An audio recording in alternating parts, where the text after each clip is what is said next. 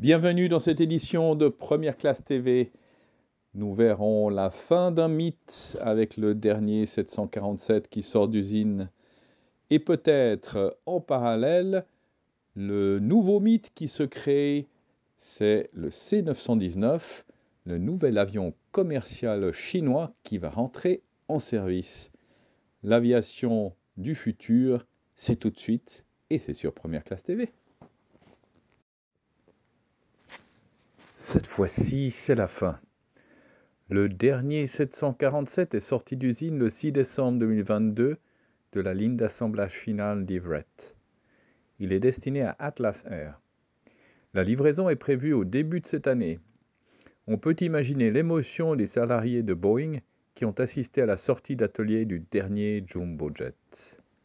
La production du 747, le premier avion bicouloir au monde, a débuté en 1967 et s'est étalé sur 55 ans, au cours desquels 1574 avions ont été construits. Le Boeing 747 a démocratisé le transport aérien, notamment grâce à sa forte capacité d'emport de passagers. Le Boeing 747 est entré en service sous les couleurs de la compagnie aérienne Pan Am en 1970. Malgré de belles ventes de 1970 jusqu'à la fin des années 90, le Boeing 747 a souffert de l'arrivée sur le marché de biréacteurs long courrier performants. L'appareil n'était plus compétitif, avec son prix d'achat trop élevé, ses coûts de maintenance trop importants et ses 4 réacteurs gourmands en kérosène.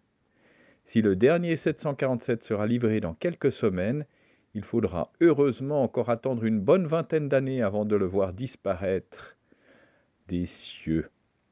On le verra par exemple voler encore longtemps chez Atlas Air, la compagnie aérienne américaine spécialisée dans le fret et les vols charter. Basée à Purchase et créée en 1992, elle comporte une flotte d'une centaine de Boeing, dont la moitié sont des 747. Le premier C919 de série au monde de l'avionneur chinois Comac, immatriculé B919A, a été livré à China Eastern, son client de lancement, le 9 décembre dernier. Après un décollage des usines de l'avionneur, situé aux abords de l'aéroport de Shanghai-Pudong, le C919 a atterri à l'aéroport de Hongqiao, où il a été réceptionné par les autorités de la compagnie.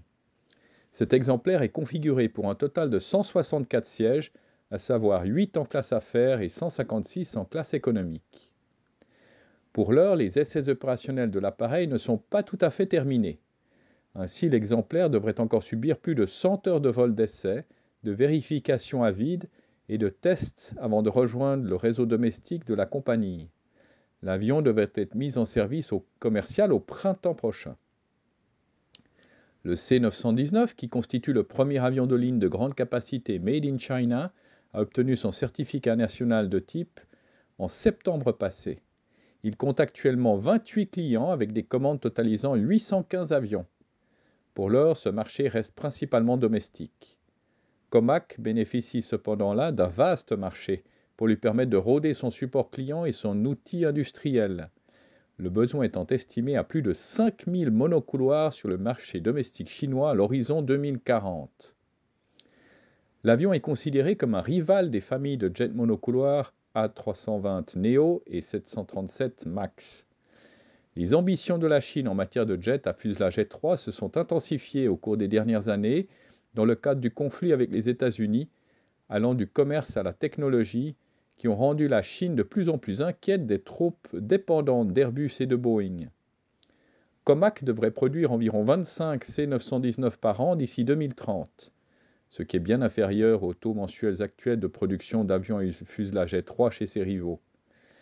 Le C919 repose actuellement en grande partie sur des composants occidentaux, notamment des moteurs et des systèmes de contrôle de vol provenant de sociétés telles que GE, Safran et Honeywell International.